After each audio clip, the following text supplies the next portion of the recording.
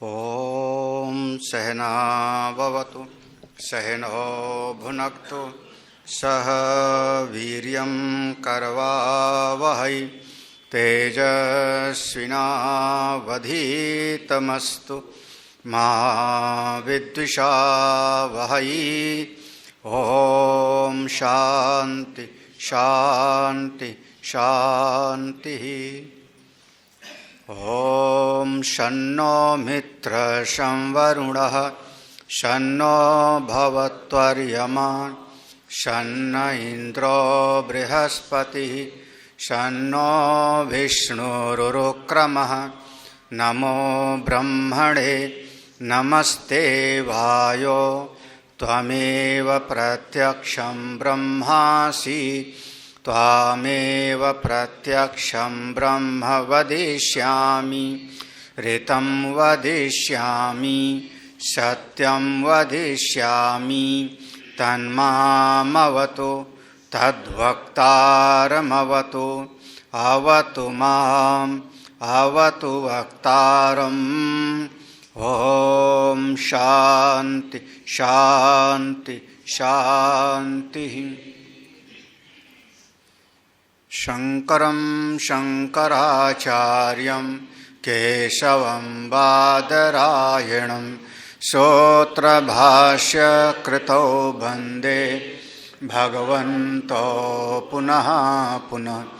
ईश्वरो गुरुरात्मेति मूर्तिभेदविभागिने व्योमवद्व्याप्तदेहाय दक्षिणामूर्तये नमः।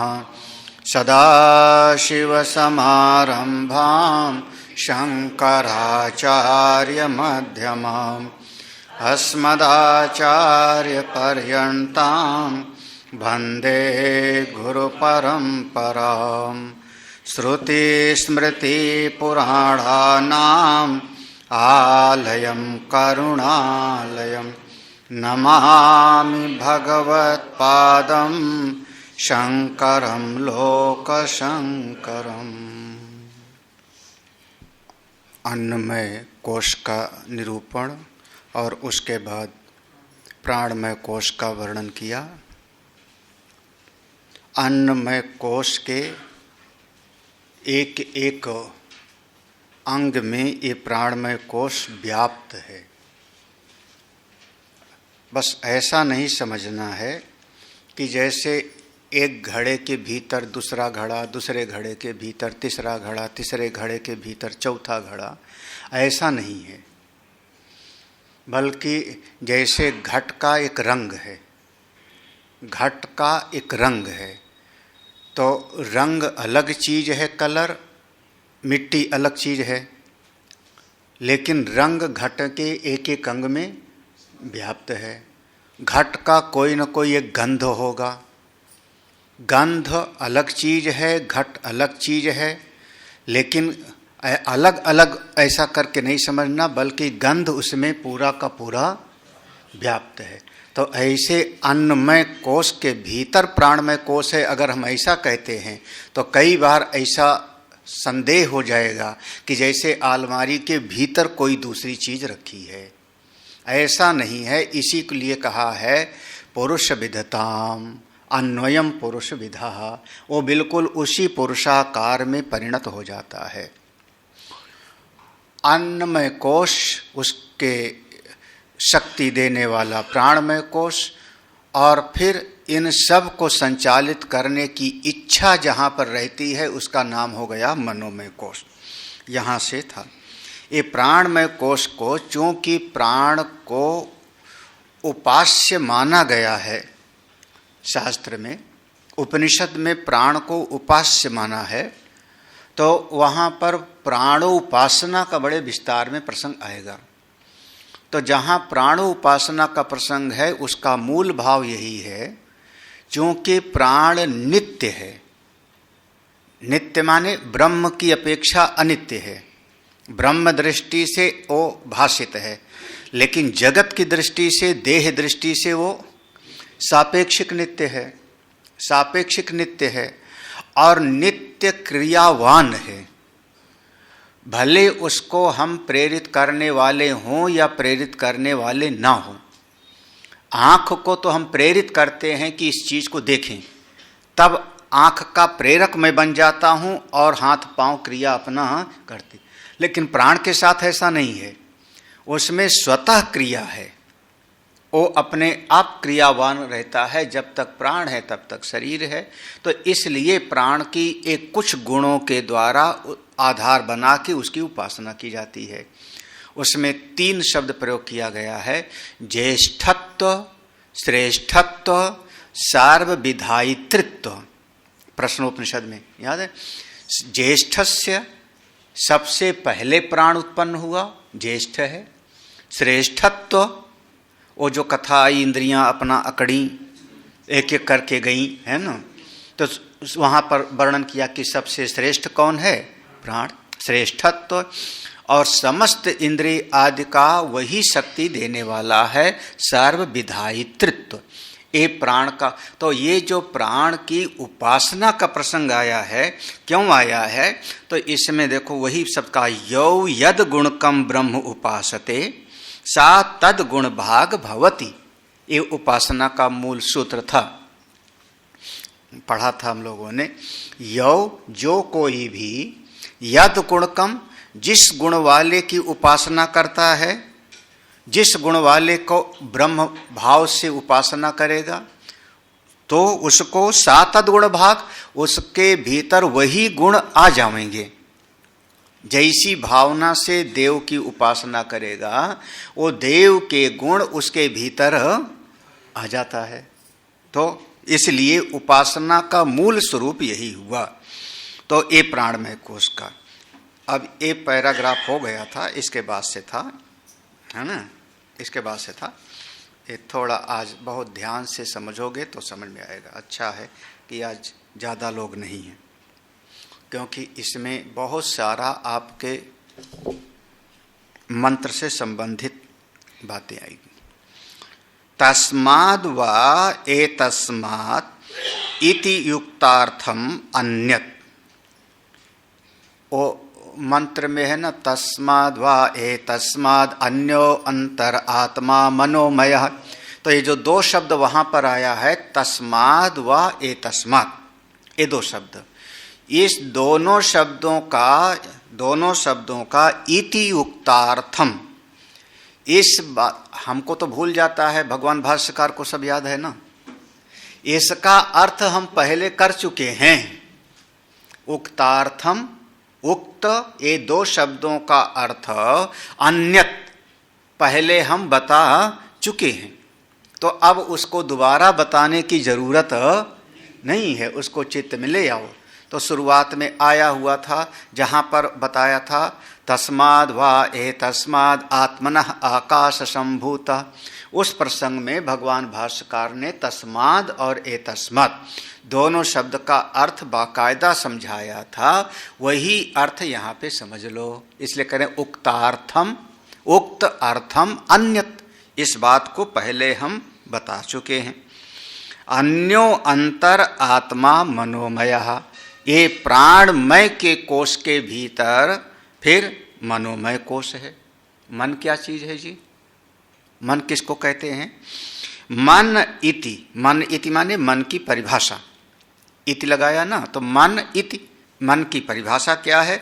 संकल्पाद्य आत्मकम अंतःकरणम तन्मयो मनोमयो यथा अन्नमयः। संकल्पादि आत्मकम अंतःकरण, अंतःकरण के भीतर जो संकल्प विकल्प की वृत्ति उठती है, संकल्प आदि, संकल्प आदि यानी बाद संकल्प पहले है, बाद में विकल्प होगा। तो ये कार्य मैं करूंगा और तुरंत मन में आया ये काम मैं नहीं करूंगा, ये दोनों वृत्ति आती है। तो संकल्प और विकल्प जहां पर उठ रहा है उसी का नाम है मन। लो परिभाषा याद कर लो, संकल्प, संकल्पात्मकः मना, वही है। हाँ, तो आत्मकम अंतःकरणम, ये भीतर, आपके भीतर अंतःकरण के, कहीं बाहर नहीं देखने जाना मन, हाँ, मन बाहर नहीं, हमारे चित्त के भीतर, अंतःकरण के भीतर एक ऐसी संकल्प विकल्प की शक्ति है जिसका नाम हो गया मन। उसी का नाम है तन्मयो। उसी से जो युक्त है, संकल्प आदि की शक्ति वाला मन से जो युक्त है, उसी का नाम है मनोमय। कैसे? यथा अन्नमय, जैसे अन्न से जो बना था उसका नाम था अन्नमय कोश, यही था ना, अन्न से बना। वैसे संकल्प ही जिसकी पहचान है उसका नाम हो गया मनोमय। सो अयम प्राणमयस्य अभ्यंतर आत्मा, ये जो मनोमय कोश है, सह अयम, वह मनोमय कोश प्राणमयस्य, प्राणमय की अभ्यंतर आत्मा, भीतर नहीं कहा, अभिअंतर। अभिअंतर का अर्थ वही होगा, वो ये अन्नमय प्राणमय में समाया होकर के इससे अलग है, इसमें व्याप्त होकर के इससे बिल्कुल अलग है, ऐसा समझ। अभ्यंतर आत्मा, इसके हम व्यवहार में समझाने के लगेंगे भीतर, प्राणमय कोश के भीतर। लेकिन भीतर कहने का मतलब वो घट और घट वाला नहीं है, हाँ, बल्कि सबको, सब में व्याप्त होकर के सबसे बिल्कुल अलग। तीसरा मनोमय कोश, अभ्यंतर। अब जैसे वो प्राणमय कोश में भावना किया था, वहां पर भावना किया था कि उसका एक सिर है, तस्य प्राणमेव शिरः, उसका एक दक्षिण पक्ष है, एक उत्तर पक्ष है। ऐसे यहां पर लाओ इस मनोमय कोश में, तस्य यजुरेव शिरः, तस्य मनोमयस्य, मनोमय कोश का सिर कौन है? यजुर्वेद। लो, यजुर्वेद मनोमय कोश का सिर है। बस यही चीज समझने के लिए विस्तार किया है भाष्यकार ने। यजुर्वेद को क्यों कहा उसका सिर है मनोमय कोश का? यजुर्वेद को क्यों कहा? तो उसका विस्तार करते हैं। यही प्रसंग आप लोगों को ध्यान से पहले समझो। यजुर्वेद किसको कहा? तो यजुः इति अनियत अक्षर पादावसानो मंत्रः, ये है यजुर्वेद की परिभाषा। हाँ, यजु इति माने यजुर्वेद किसको कहते हैं? अनियत, वहां पर आ है, अनियत अक्षर पादावसानो मंत्रः। यजुर्वेद में ऐसे मंत्र हैं जिनमें कोई नियम नहीं है। नियम नहीं माने गद्यात्मक है, गद्य में है। अब आपका जो रुद्री है, जो रुद्राष्टाध्यायी पढ़ते हैं, वो पद्य में कि गद्य में? हाँ, वो गद्यात्मक है, वो गद्य में है। आपका जो है बहुत सारा, तो वो गद्य में है, तो उसमें गद्य में जब होगा तो कोई एक पंक्ति वाला होगा, कोई दो पंक्ति वाला होगा, कोई तीन पंक्ति वाला होगा। और पद्य में जो है नियत अक्षर हो जाएगा। जैसे अनुष्टुप छंद है, तो अनुष्टुप छंद में नियत अक्षर है। हमारे यजुर्वेद में कुछ छंद बहुत तायत में हैं, जैसे गायत्री है, जगती है, बृहति है, अनुष्टुप है, ये सब वहाँ पर बहुतायत में है। 5 छंद बहुतायत में है। तो वो अब जगती छंद का एक निश्चित है कि इस पंक्ति में इतने अक्षर होंगे, फिर इसमें इतना कौन सा गण वाला होगा, अगण मगण भगण तगण, ऐसे होता था। वो सब निश्चित है। हाँ, ऐसे कोई श्लोक नहीं बना लेता। ऐसे श्लोक बना देवे तब तो फिर हाँ, तो अगर एक अनुष्टुप छंद भी है तो उसमें 8 अक्षर होंगे एक चरण में, 32 अक्षर होंगे, फिर कैसे उसके पद का अंत होगा, वो सब निश्चित है। तो उस जहां पर नियत है अक्षरों का, उसको हम कहते हैं ऋग्वेद। नियत अक्षर पादावसानो ऋक, नियत अक्षर पादावसानो ऋक, और अनियत अक्षर पादावसाना यजु। बस हाँ, और जो गाया जा सकता है वो सामवेद, और जिसका विविध प्रकार से मनोकामनाओं की पूर्ति में उपयोग होता है उसका नाम हो गया अथर्ववेद। हाँ, तो हाँ देखो, मंत्र विशेषः तज्जातीय वचनो यजु शब्दः तस्य शिरस्त्वं प्राधान्यात्। तो देखो यजुर्वेद में जो अनियत अक्षर वाले मंत्र हैं विशेषतः तज्जाति, उसी के अनुरूप, उसी के जैसे जितने वचन हैं वो सब का सब यजु शब्द से माने गए हैं। तस्य शिरस्त्वम, वो मनोमय कोश का सिर माना गया। क्यों? क्योंकि यजुर्वेद प्रधान है, यजुर्वेद प्रधान है। अच्छा, ऋग्वेद का एक उपनिषद हम लोग जो पढ़ते हैं, ऋग्वेद का एक उपनिषद नाम है ऐतरेय उपनिषद। सामवेद का 2 उपनिषद पढ़ते हो, छांदोग्य और केन। सामवेद का 2 उपनिषद, तीसरा कौन सा? छांदोग्य और केन उपनिषद। और अथर्ववेद का प्रश्न उपनिषद, मांडूक्य उपनिषद और मुंडक उपनिषद। और यजुर्वेद के हम 5 उपनिषद पढ़ते हैं। ईशावास्य, उसका व्याख्यान है बृहदारण्यक। ईशावास का व्याख्यान हो गया बृहदारण्यक। फिर कैठोप, तैत्तिरीय, श्वेता, सतर, 5 उपनिषद यजुर्वेद के हो गए। तो यजुर्वेद को प्राधान्य माना गया। प्राधान्यम च यागादौ सन्निपत्ति उपकारकत्वात्। क्यों प्रधान है यजुर्वेद? प्राधान्यम च, क्योंकि जब हम यज्ञ आदि करते हैं, क्योंकि सनातन धर्म हमारा यज्ञ प्रधान है, हम वैदिक यज्ञ प्रधान हैं, तो जब यज्ञ करते हैं तो यज्ञ करने में याग आदौ, यज्ञ और अन्यान जो शास्त्रीय कर्म हैं उन सब के करने में सन्निपंति, तुरंत यही यजुर्वेद के मंत्र आते हैं। सन्निपंति माने तुरंत कौन सा मंत्र पढ़ना होगा? यजुर्वेद का। उपकारकत्वात्, तो जितना आप वैदिक कर्म हम करते हैं जिसमें यज्ञ भी प्रधान है, हवन है, पूजा है, गृह प्रवेश है या अमुक अमुक है, वो सब में जो मंत्र का पाठ होगा वो यजुर्वेद के मंत्र का ही पाठ होता है। इसीलिए यह यजुर्वेद ही उसका सिर है, यही प्रधानता है। देखो, शिरस्त्वम प्राधान्यात्। हाँ, उपकारकत्व। यजुषा ही हविर्दीयते स्वाहाकारा आदिना। यजुर्वेद के मंत्र पढ़ के ही आप आहुति देते हो।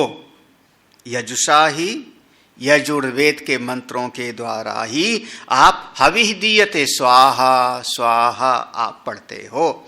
इसलिए यजुर्वेद उस मनोमय कोश का सिर है। वाचनिकी च वा शिर आदि कल्पना सर्वत्र। शायद कल परसों एक दिन हमने कहा था, ये वचनात् शब्द आता है कभी ना, इत्यादि वचनात्। वचनात् मतलब हुआ कि ये शास्त्र के द्वारा सिद्ध है, इस पर अब अपना तर्क युक्ति हमको नहीं लगाना है, अपनी अकल हमको नहीं लगाना है। वाचनिकी वा शिर आदि कल्पना सर्वत्र। वाचनिकी माने श्रुति के द्वारा जो बताया गया है। तो श्रुति ने कह दिया है कि उस मनोमय कोश का सिर है यजुर्वेद, तो आप उसको मान लो। अगर युक्ति लगानी हो तो यजुर्वेद के मंत्रों से सारा कर्मकांड होता है, इसलिए प्रधान है, और नहीं तो श्रुति के द्वारा जो कहा गया उसको मान लो। वाचनिकी व शिर आदि कल्पना, जो कि वेद ने कह दिया, श्रुति ने कह दिया, तो उसको मान लो कि ऐसे मनोमय कोश में ये भावना ले आओ। कल्पना माने भावना ले आओ कि उसका सिर है यजुर्वेद। अब आगे, मनसो ही स्थान प्रयत्न नाद स्वर वर्ण पद वाक्य विषया तद संकल्पात्मिका तद्भाविता वृत्ति श्रोत्रादिकरण द्वारा यजु संकेत विशिष्ट यजु इति उच्यते एवं ऋक् एवं साम च। इसी में आपका पूरा का पूरा सिद्धांत दिया। मन जब आपका जगा हुआ है तो मनसो ही, मन आपका ठीक ठाक है तभी ही क्या करते हो आप? अब आप किसी शब्द का उच्चारण करोगे। कैसे शब्द का उच्चारण करोगे? शब्द का उच्चारण कैसे करोगे? तो उच्चारण करने के लिए वो जो हमारा कुछ गले के भीतर हवा जो निकल रही है उसको कोई जगह पर आप खास जगह से निकलता है तो वो अक्षर बनेगा। जैसे कंठ स्वर है का, खा, गा, घा, अंगा, एक कंठ का है, इसका नाम हुआ स्थान, इसका नाम हुआ स्थान। देखो हाँ भाई, ता, था, दा, धा, ना कब बोलोगे? जब आपकी जीभ दांत से मिलेगी तब, उसके बगैर नहीं निकलेगा ठीक से। जिसके दांत नहीं होंगे वो इसका उच्चारण ठीक से नहीं कर पाएगा। तो कहते हैं इनकी भाषा अब हमको समझ में ही नहीं आ रही, क्योंकि दांत गिर गए हैं तो जीभ लड़ेगी नहीं दांत से, तो फिर हवा बाहर निकल जाएगी। तो इसलिए अभी पढ़ लो, नहीं तो फिर नकली लगाना पड़ेगा। हाँ। फिर जैसे दोनों होठ मिलेंगे तो ये स्थान है ना, होठ मिलेंगे तो स्थान कौन सा हो गया? पा, फा, बा, भा, मा, तो ऐसे इसका नाम हुआ स्थान। प्रयत्न, अब किसी स्वर को उच्चारण करने में या किसी अक्षर व्यंजन का उच्चारण करने में आपका एक विशेष प्रयत्न होता है। हाँ, और उस प्रयत्न के कारण ही आपके जो शब्द उच्चारण कर रहे हो उसका भाव सामने वाले को व्यक्त होता है। हाँ, देखो प्रयत्न माने आप उसी शब्द को जोर से बोलो, उसी शब्द को धीमे बोलो, उसी शब्द को मध्यम आवाज में बोलो, फर्क पड़ जाएगा कि नहीं? है ना? खा लेता हूं, बेचारे खाना बनाने वाले का दिल ही टूट गया। शब्द तो मेरे वही थे ना, खा लेता हूं। फिर मैंने कहा खा लेता हूं, सामने वाला का खिस दिल कैसा होगा? हाँ, देखो दोनों आप इसको कह दो टोन है, लहजा है, फर्क पड़ा कि नहीं? खा लेता हूं, खा लेता हूं, अरे खा लेता हूं। हाँ, कौन सा टोन हुई? हाँ, गुस्सा वाला हो गया। हाँ हाँ, अब जो समझ लो ये प्रयत्न हो गया ना अलग अलग। हाँ, देखो शब्द वही हैं लेकिन हमने 3 तरीके से बोल के दिखा दिया ना। हाँ, इसका नाम हुआ प्रयत्न, स्थान, प्रयत्न। तीसरा है नाद। ये सब कब निकलेगा? जब आपका मन एक्टिव होगा तब, शुद्ध नहीं। अशुद्ध मन अशुद्ध होगा तो गाली नहीं देवेगा, रावण गाली नहीं देवेगा। बोलो तो ठीक प्रकार बोलो। अशुद्ध मन, शुद्ध मन का विपरीत अशुद्ध मन होगा। तो अशुद्ध मन अगर मेघनाद का है तो नहीं बोलेगा क्या आज मैं मार डालूंगा राम को? तो शुद्ध मन नहीं, हमने कहा था मन एक्टिव होगा। तो ध्यान से सुनो आप। हाँ, मन आपका क्रियाशील होगा तब ये सब समझ में आएगा।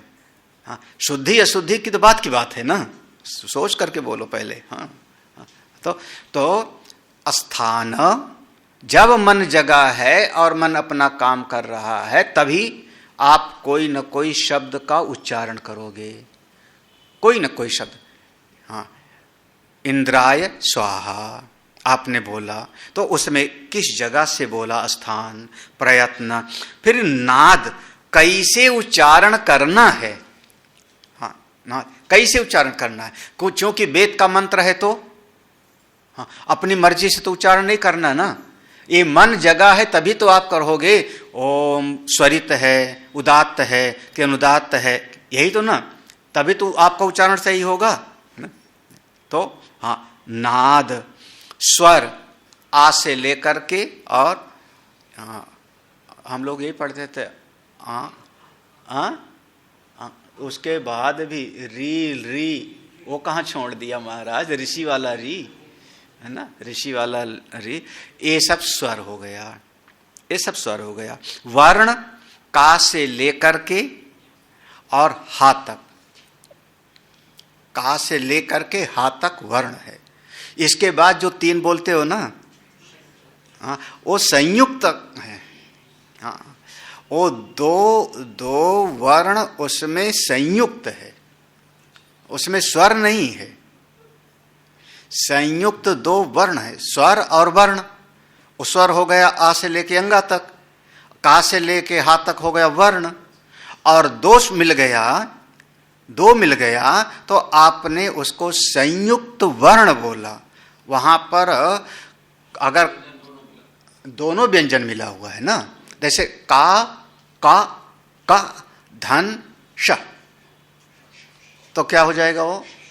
हाँ, देखो दोनों व्यंजन जोड़ा है आपने, आधा ओ आधा ये मिल गया तो हो गया ता धन रा। हाँ, है ना, ठीक है ना। जा धन ज्ञान, इया, जा धन इया, क्या हो गया? ज्ञान। हाँ, इसीलिए गुजरात वाले क्या बोले? ज्ञान। हाँ, ओ जैसे तुम लोग बोलते हो ना ज्ञान, ऐसा नहीं बोलेंगे। हाँ हाँ, है ना, ज्ञान। हाँ, ज्ञान। तो वहां जा का भी उच्चारण हो रहा है और इया का भी उच्चारण हो रहा है। हर समझ लो बिल्कुल। तो ओ ये तो इसलिए वर्ण कितना है? का से लेके हा तक है। देखो स्वर पद लो। अब ये जो आपके 4 अक्षर को मिल करके बना एक पद, 3 अक्षर मिल करके आपने कहा कमल, श्याम, रमेश, ये सब क्या हुआ? पद हो गया, है ना। और एक पद से अर्थ नहीं निकलेगा तो फिर उसको पूरा का पूरा वाक्य बनाना पड़ेगा। यह कमल का फूल लाया हूं। अब देखो ये क्या हो गया? पूरा वाक्य हो गया, इसका नाम हो गया वाक्य। अब इससे होगा, अच्छा अब कमल का फूल लाया हूं तो उससे एक विषय की भी अनुभूति होगी ना। जब हमने कहा आपके लिए स्वामी जी, आपके लिए काढ़ा बना के लाया हूं, देखो एक शब्द बोला, एक वाक्य बोला, गुरु जी आपके लिए काढ़ा बना के लाया हूं। तो उस काढ़ा शब्द से, देखो काढ़ा शब्द है मुंह में, काढ़ा शब्द मुंह में है, ये पूरा वाक्य है कहां? मुंह में। और सामने बोध हो रहा है एक कोई तरल द्रव्य का, कोई गिलास में एक तरल द्रव्य है ना। लेकिन देखो जैसे घट शब्द बोला तो घट है बाहर, शब्द है मुंह में, लेकिन घटाकार अनुभूति होती है चित्त में। हाँ, हमने कहा कि यहां पर छड़ी है, ठीक है, छड़ी बाहर है, शब्द मेरे मुंह में है। अब कुछ देर के बाद आंख बंद कर लिया तब भी मेरे दिल में याद आ रहा है कि छड़ी यहां पर रखी है ना। अब वो कैसे? आंख बंद कर लिया तो कहां पर है वो छड़ी? अब वो छड़ी एक भीतर भी बन गई, घट भीतर भी बन गया। हाँ, तो वैसे ही देखो वाक्य, विषया, विषय माने वो जो वाक्य बना, उस वाक्य से एक कोई विषय का बोध होता है, तब आपका ये जीवन चलता है, व्यवहार चलता है। इतना सब ठीक ठाक हो तो आपका दिनचर्या, जीवन ठीक होगा, व्यवहार ठीक होगा।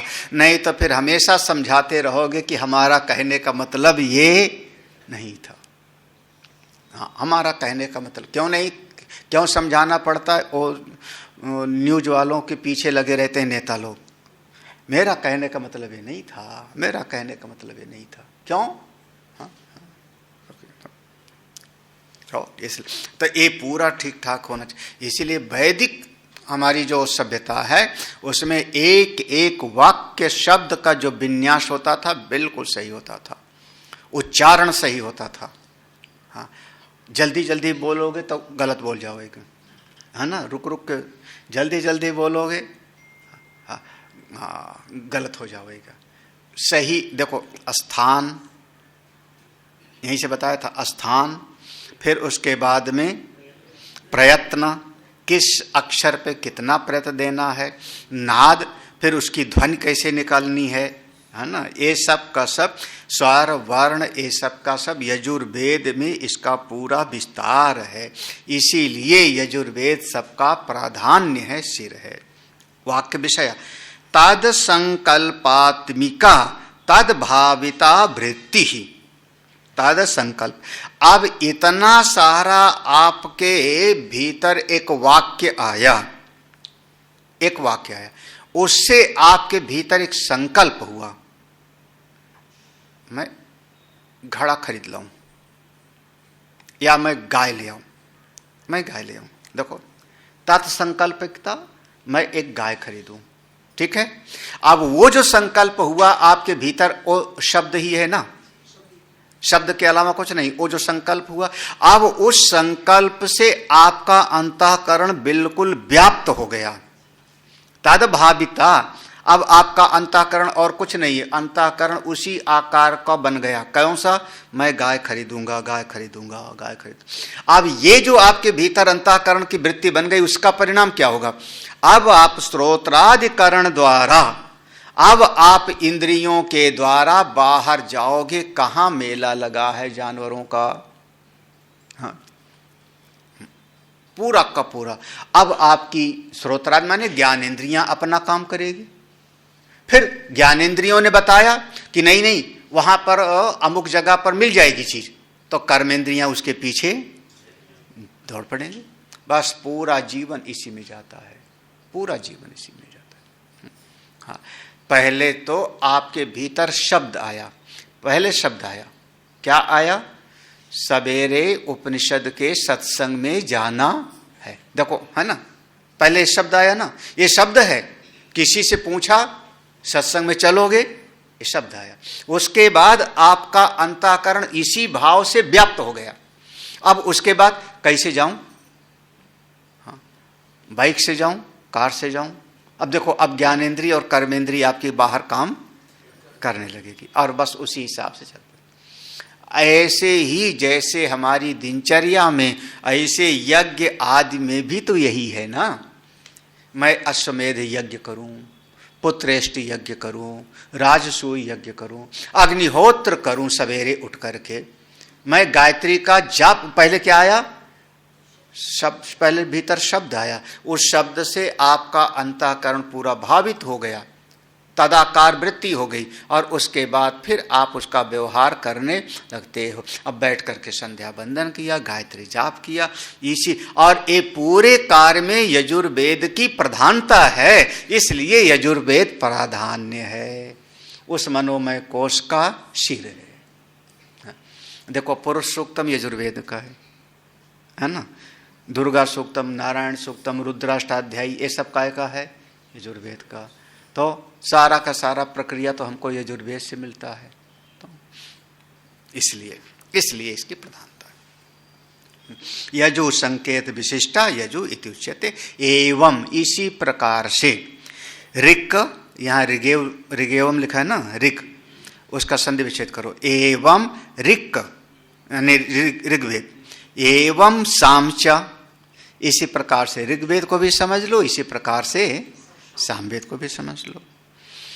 अब फिर आगे थोड़ा विचार का विषय है। जब आप बैठते हो हवन करने के लिए और किसी ने पूछा क्या कर रहे हो, तो आपने क्या कहा? यज्ञ करने जा रहे हैं, है ना, यज्ञ करने जा रहे हैं। यज्ञ में और यजुर्वेद में दोनों में एक अक्षर आया ना, या। हाँ, यज, यजुर्वेद किस लिए कहा गया? जब वेद ने कहा आमुम यज, आमुम यज, इसके लिए आहुति दो, इसके लिए आहुति दो, तो नाम से भी आप देखो यज, यज माने यज्ञ करो, और कैसे करोगे? यजुर्वेद से, इसलिए प्रधानता हो। कई हेतु हो गए। तस्य यजुरेव शिरः, इसके देखो तीन भाव हो गए। एक तो यज्ञ आदि में प्रधानता है, दूसरा स्थान प्रयत्न आदि इसके द्वारा, तीसरा नाम की समानता है, नाम की समानता है। अब चौथा, लगभग जितने हम जाप आदि के मंत्र उच्चारण करते हैं वो सब यजुर्वेद के हैं। गायत्री मंत्र, महामृत्युंजय मंत्र, ओम नमः शिवाय और सभी गायत्री, हाँ, राम जी की गायत्री, दशरथ जी की गायत्री, जो भी गायत्री है, सूर्य देवता की गायत्री, शंख की गायत्री, सब कहाँ से आ रहा है? यजुर्वेद से आ रहा है। तो अब चूंकि जप करने में ओम नमः शिवाय भी जाप कर रहे हो आप, तो जप करने में जो प्रधानता आ रही है किसकी? यजुर्वेद की। हाँ, और जप हमारे लिए बहुत बड़ी साधना है, शास्त्र ने बताया, वेद ने कहा है। हाँ, तो ये जो जप करते हो आप, वो कैसे करते हो? जप जिस समय करते हो, जप माने क्या, तो ये यहां से जप के लिए वर्णन किया है। एवं च मनोवृत्त्यत्वे मंत्राणाम वृत्ति एव आवर्त्यते इति मानसो जप उपपद्यते, अन्यथा अविषयत्वात् मंत्रो न आवर्तयितुं शक्यो घटादिवत इति मानसो जपो न उपपद्यते, मंत्र वृत्तिश्च उद्यते बहुशः कर्मसु। एवं च, देखो वो इसी प्रकार से होने पर भाव क्या था, ये पहले जो बताया था कि कोई एक हमने वाक्य बनाया, एक वाक्य बनाया, मैं यह कार्य करने जा रहा, उस वाक्य का जो भाव है वो मन के भीतर आकर के अंतःकरण में व्याप्त हो जाता है। पहले कहा था तद्भाव भाव, तदाकार वृत्ति। हाँ, मैं यह कार्य करने जा रहा हूं या मैंने अमुक को ऐसा बोला, तो उसका एक जो उसका अर्थ है, वो अर्थ हमारे चित्त में आकर के व्याप्त हो जाता है। हमने बोला हाथी, अभी तक हाथी आपके चित्त में नहीं था, अब इस समय आपके भीतर हाँ हाथी आया। कितना बड़ा हाथी आया? बहुत बड़ा। हाँ, छोटा हाथी नहीं होता, हाथी का बच्चा नहीं होता छोटा। कितना बड़ा हाथी आया? ना बड़ा आया ना छोटा आया, हाथी का भाव आया। देखो, हाँ, हस्त्याकार वृत्ति बनी, हस्त्याकार वृत्ति बनी, हाँ, है ना, एक हाथी का एक भाव बन गया भीतर। अब उसी भाव के अनुसार अब देखो, अब आपका क्या व्यवहार होगा? क्यों नहीं, राजा जी नेशनल पार्क में बहुत हाथी देखे हमने, हाथी पर बैठा भी हूं। कल मैं आ रहा था इंदिरा नगर से, तो गणेश जी मिल गए थे रास्ते में, उनको हमने जो है केला भी खिलाया।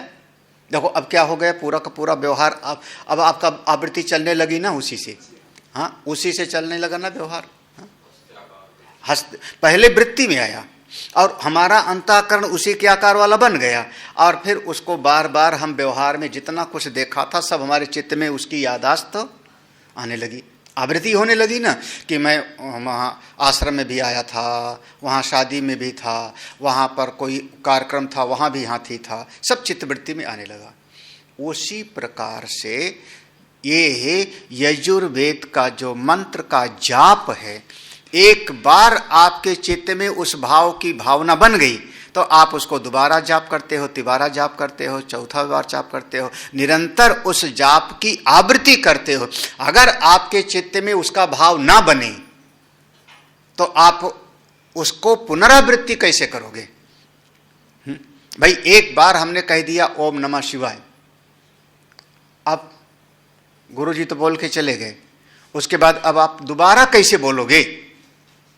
दोबारा तब बोल रहे हो जब आपके चित्त में वो शब्द जाकर के बैठ गए, है ना। ये शंकर जी का मंत्र है, देखो वो चित्त में शब्द बैठ गया और तब आप उस मंत्र का बार बार, अब गुरु जी चले गए, कार्यक्रम पूरा हो गया, अब फिर चलते हुए भी आप कहते रहोगे ओम नमः शिवाय, ओम नमः शिवाय। कहाँ से अब निकल रहा है? अब गुरु जी से नहीं निकल रहा है, अब शास्त्र से भी नहीं निकल रहा है, अब आपके अपने उसी ही चित्त से निकल रहा है बार बार। ये पूरे जीवन का सिद्धांत ही यही है, पूरे जीवन का सिद्धांत यही है। देखो इस बात को कहते हैं एवं चा, इस प्रकार से होने पर मनोवृत्तित्वे, ये मन में जो वृत्ति बन रही, उस वृत्ति में जब कोई बैठ गया, जैसे हमने कहा था घट बाहर है, घट शब्द मुख में है, लेकिन घटाकार का भाव हमारा कहाँ हो गया? वृत्ति में। तो मन में जब वो वृत्ति बन जाती है किसी मंत्र की, तभी मंत्राणाम वृत्ति ही एव आवर्तते, तभी किसी मंत्र की बार बार आप आवृत्ति करोगे, जिसको आप कहते हो मानसिक जप। मानसो जप उपपद्यते। मानसिक जप क्या हो गया? अब यहाँ मानसिक शब्द, मानसिक जप शब्दात्मक है, शब्द को आधार बना करके ही आप मानसिक जाप करोगे। देखो, जो वाणी से बोल रहे हो बैखरी जाप है, हरे राम जोर से बोला, ये हो गया बैखरी जाप। लेकिन जो मानस जाप चल रहा है वो भी शब्द में ही चल रहा है। याद है ना, कभी पढ़ाया था 4 प्रकार के जाप होते हैं, बैखरी, उपांशु, मानस और अजपा जाप। तो ये जो मानसिक जाप आप कर रहे हो, वो शब्द ही अंदर शब्द चल रहा है, बाहर नहीं चल रहा है, होंठ नहीं हिल रहे हैं, लेकिन जब शब्द कहाँ चल रहा है? आपके भीतर। और भीतर वो शब्द की आवृत्ति कैसी हो रही है? क्योंकि अंतःकरण उसी भाव से भावित है। इसी का नाम हो गया मानसिक जाप। अब भीतर आप बैठे हो, ओम नमः शिवाय, ओम नमः शिवाय। क्यों आ गया ओम नमः शिवाय? क्योंकि अंतःकरण उस ओम नमः शिवाय से जाकर के तदाकार हो चुका है, और तब आपका मानस जप हो रहा है, मानस चिंतन हो रहा है लगातार। इसके अलावा और हो नहीं सकता। अन्यथा अविषयत्वात् मंत्रो, अगर मंत्र उसको विषयी न करे, मंत्र उस विषय को प्रकट न करे, जैसे ओम नमः शिवाय शब्द हुआ और इससे हमारे भीतर ओ शिव जी का भाव नहीं आया, घट शब्द बोल दिया, घट का भाव नहीं आया। हाँ भाई, हमने कोई शब्द बोल दिया किसी को, हमने बच्चे को बोला अमुक चीज लाओ, इस चीज को लाओ, का फल लाओ, है ना, का फल लाओ, क्या समझे? हाँ? का फल, हाँ? हाँ वही ना, वो शब्द आप रट लोगे, शब्द का उच्चारण दोबारा भी कर सकते हो, लेकिन आपके चित्त में उसका कोई भाव नहीं आया। भाव नहीं आया तो आप वहीं खड़े खड़े तो वो शब्द से वो भाव भीतर प्रकट होना चाहिए। ये सत्संग का यही एक प्रयोजन है। अगर मैं मान लो कुछ बाँचता जाऊं और उससे उसका भाव न हृदय में प्रकट हो, तो फिर सत्संग तो केवल जो है वो पाठ हो गया। अगर मैं कोई शब्द बोलता हूं तो उस शब्द का जो वास्तविक भाव है वो हृदय में तदाकार भाव में प्रकट होना चाहिए। कल परसों वरुण एक शब्द के पीछे पड़े थे, कौन था? धींगर, हाँ, धंधक धोरी, हाँ, धींग धरंग धंधक धोरी, ऐसे कोई शब्द है रामचरितमानस में। रामचरितमानस में एक चौपाई है। अब वो शब्द ही ऐसे है कि उसका अर्थ ही नहीं समझ में आता। हाँ, तो पढ़ लिया, अखंड रामायण का पाठ है तो पाठ कर दिया, लेकिन उसका शब्द का भाव हृदय में ठीक से प्रकट नहीं हुआ। हाँ, हाँ, कौन समझ में आया? धंधक धोरी, हाँ,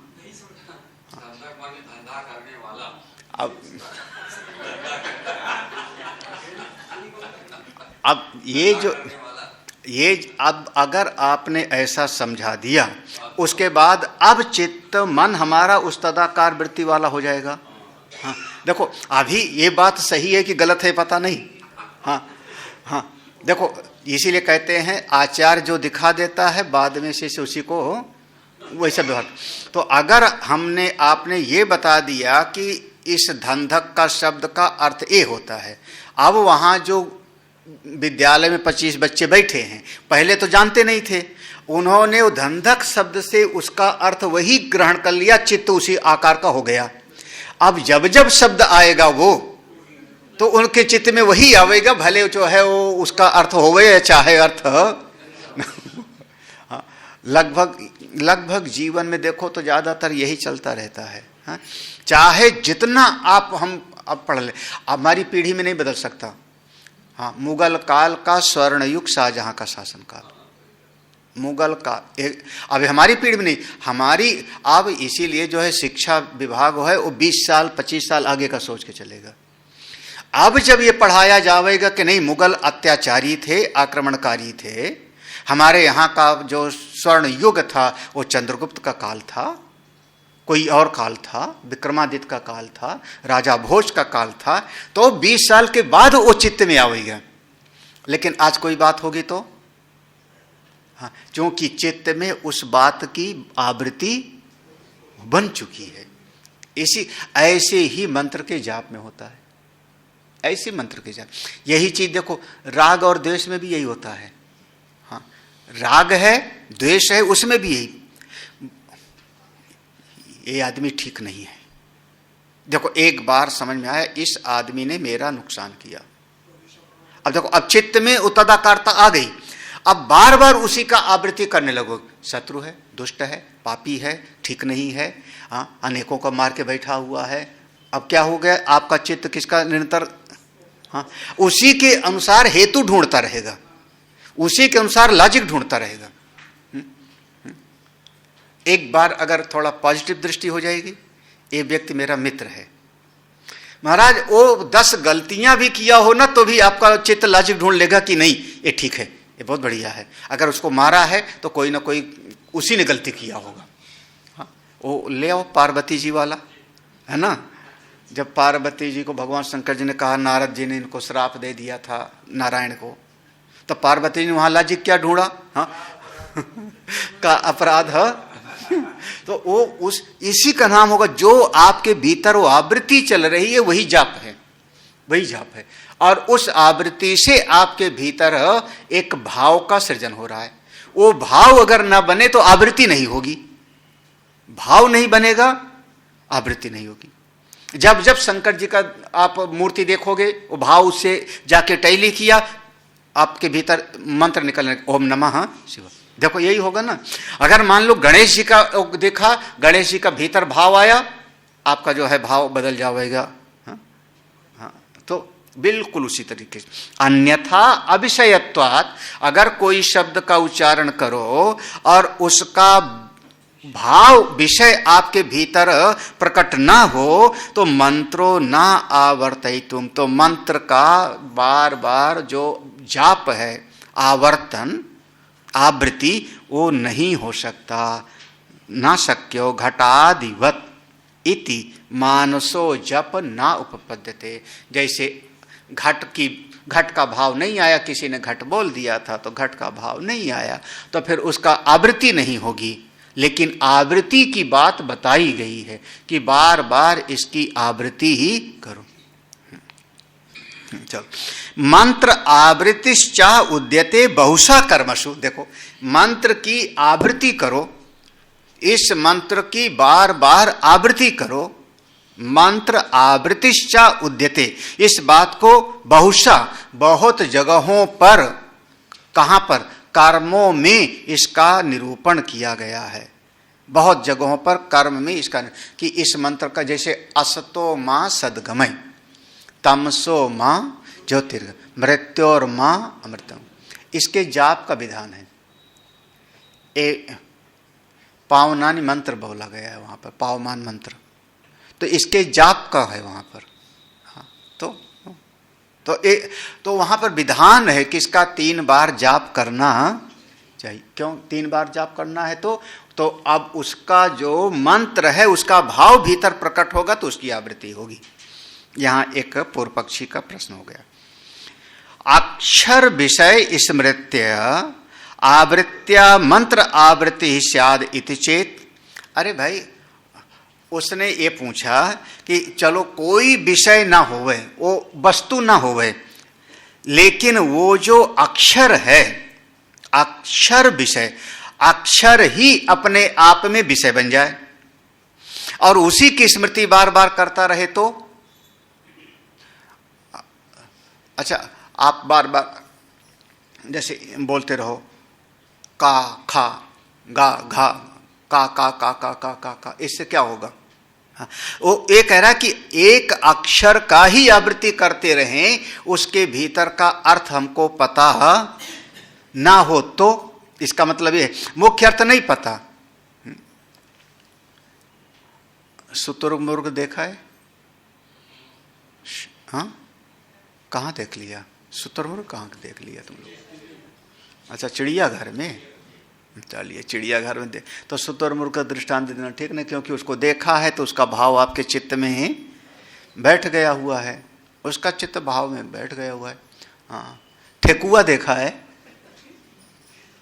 हाँ, ठेकुआ। श्रीखंड देखा है सबने? अच्छा, जो नहीं खाया है, नहीं सुना, वो बार बार श्रीखंड श्रीखंड श्रीखंड बोलता रहे, उससे क्या होगा? अगर ऐसा बोलता रहे तो उससे उस शब्द का अर्थ उसके भीतर अगर स्पष्ट नहीं होगा तो उस शब्द के उच्चारण का कोई उसका भाव नहीं। वो पूछने वाला कह रहा है अरे ऐसे बोलते रहे, उसका अर्थ का जानने की जरूरत ही नहीं है। हाँ, तो वो कह रहे हैं ना, बिल्कुल ठीक नहीं है। मुख्यार्थ असंभवात, मुख्यार्थ असंभवात, क्योंकि जहां जहां पर वेद में मंत्र के जाप का विधान किया गया है वहां आधार उस जाप का आवृत्ति नहीं है, बल्कि जाप से उसके मुख्य अर्थ का बोध होना चाहिए। इसका देखो, असतो मां सदगमय, केवल यही रटता रहे तो ये तो टेप रिकॉर्डर भी रट लेगा। टेप रिकॉर्डर रटता है तो उसको बोध होता है क्या? आजकल मशीन में है ना, ओम भूर्भुवः स्वः बोलता रहता है। हाँ, बोलता रहता है, तो क्या उसको मशीन को अर्थ का बोध हुआ उसका? हाँ, तो ये मुख्यार्थ, तो वो केवल मंत्र की आवृत्ति, केवल इतना भाव नहीं है, मंत्र की आवृत्ति के साथ उसका भाव प्रकट होना चाहिए, ये मुख्यार्थ है। और केवल आवृत्ति से मुख्यार्थ छूट जाएगा, इसलिए कह रहे मुख्यार्थ असंभवात, मुख्य अर्थ वही है। मैंने पहले कहा था बड़े ध्यान से समझना, ये वेद की बात आ गई है इसलिए।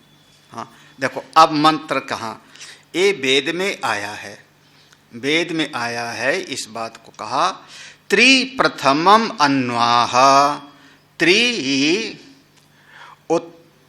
त्रि उत्तमाम इति ऋक् आवृत्ति श्रूयते।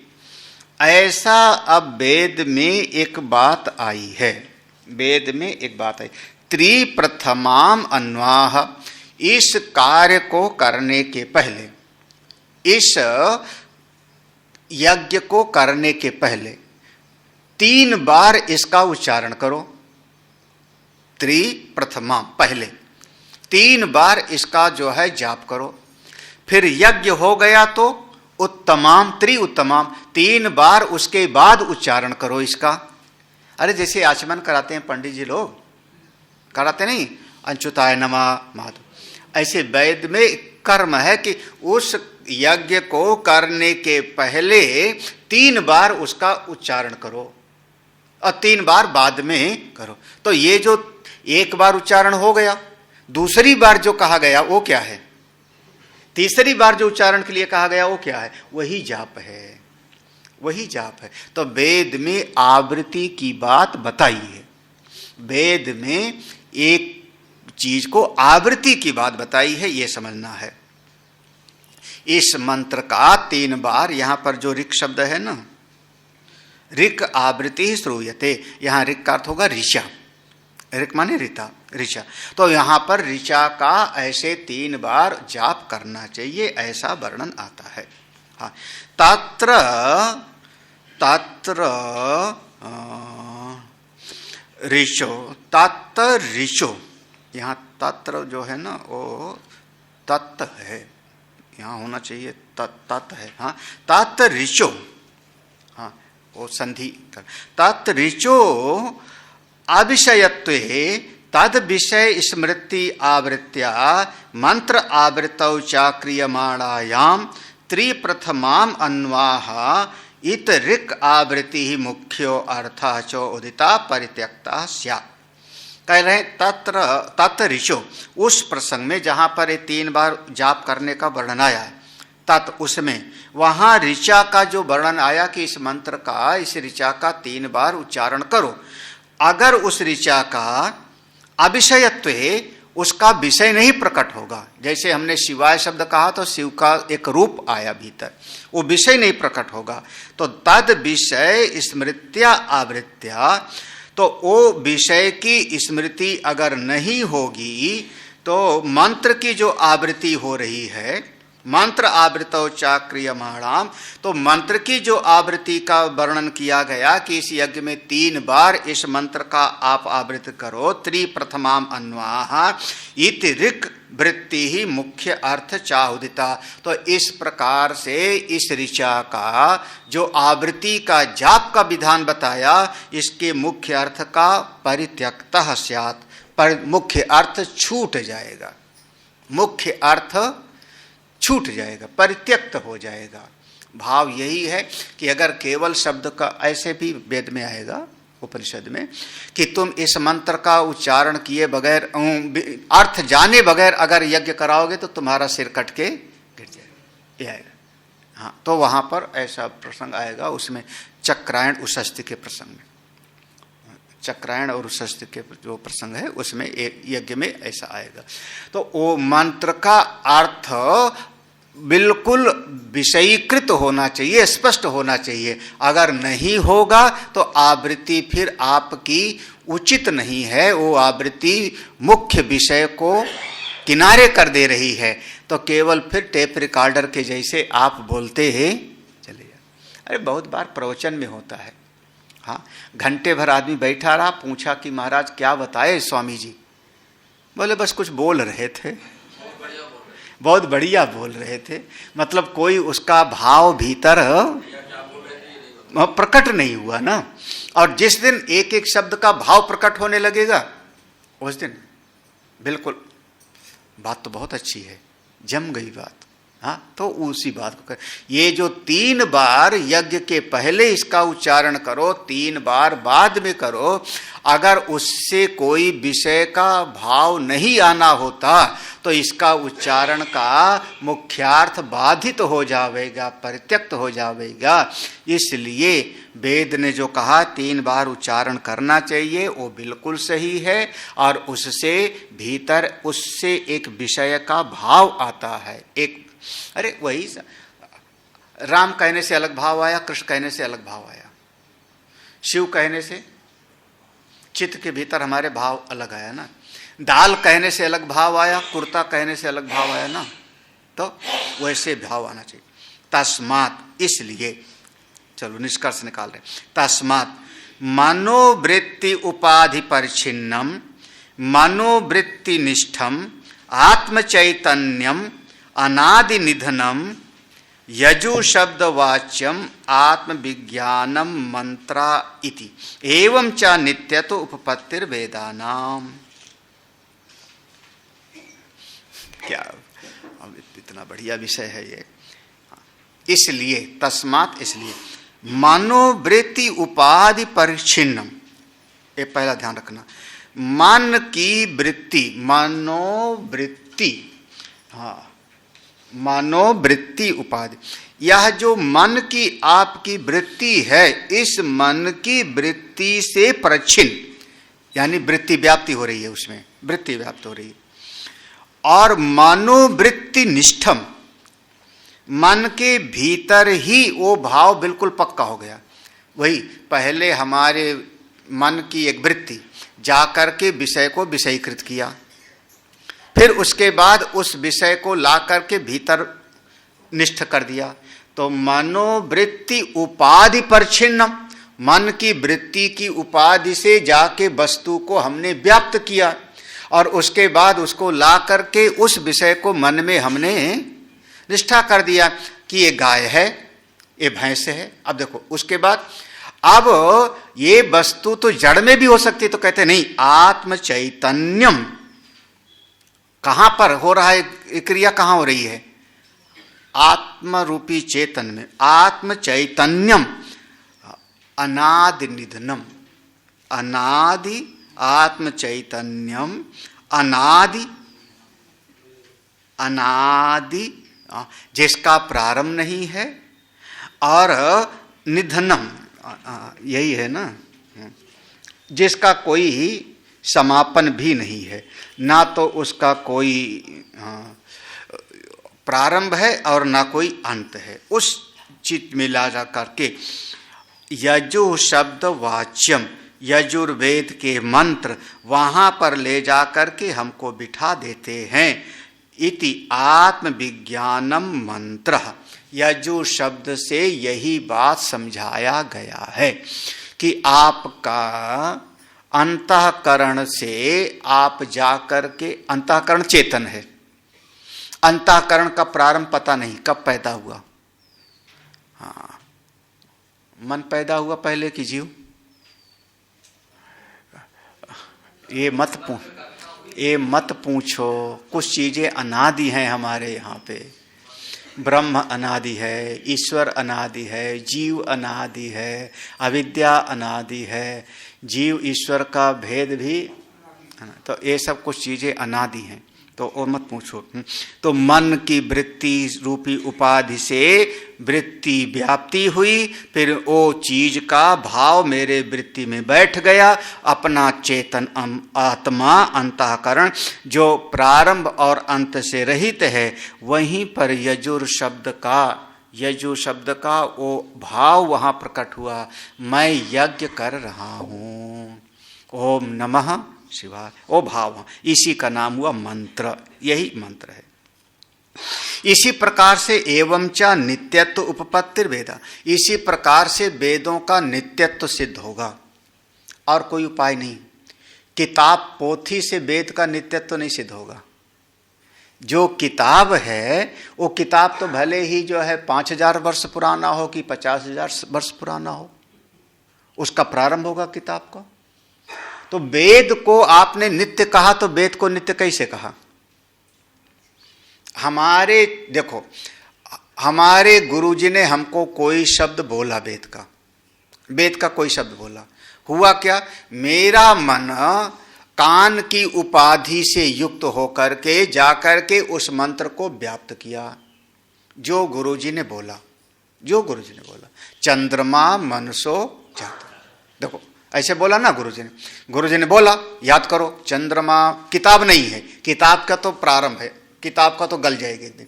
गुरुजी ने बोला तो हमारी अंतःकरण की वृत्ति जाके उस मंत्र को व्याप्त किया, और फिर उसको हमने रटा, चंद्रमा मनसो जाता, चंद्रमा मनसो जाता, चंद्रमा मनसो जाता। अब ये कहाँ बिठा लिया हमने?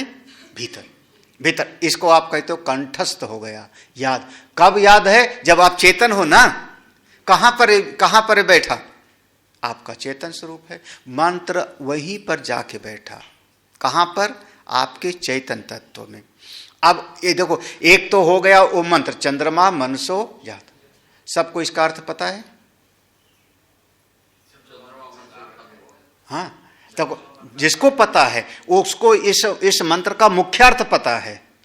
अगर इस मंत्र का भाव नहीं पता तो मुख्यार्थ नहीं पता है, केवल शब्दों को उसने कंठस्थ किया। अब ये जो एक पंक्ति है, चंद्रमा मनुष्य हो जाता, ये कहां से आया गुरुजी के भीतर?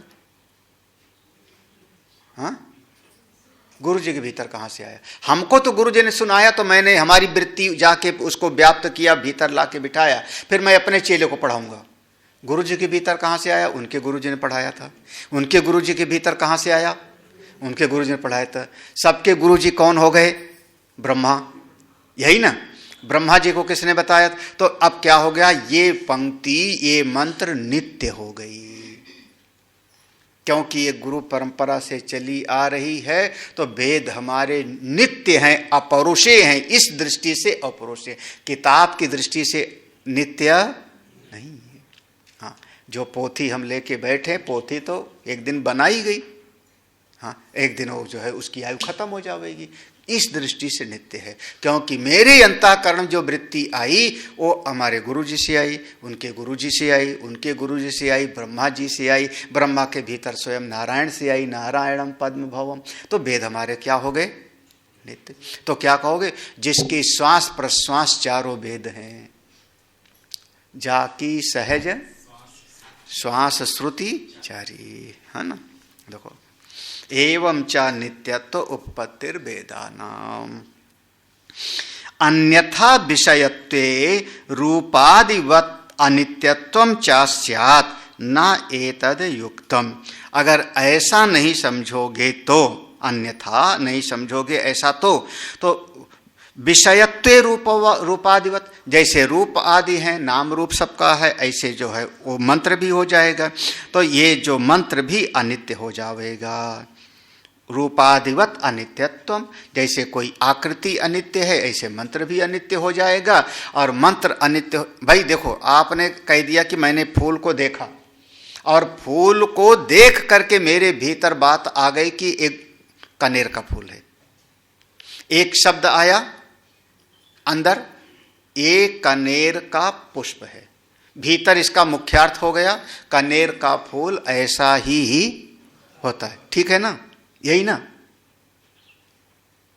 आपको एक फूल देख के आया कनेर शब्द, कनेर शब्द बोला आपने, कानेरा, 3 अक्षर बोला ना मिला करके, या और हा, या हा कनेर।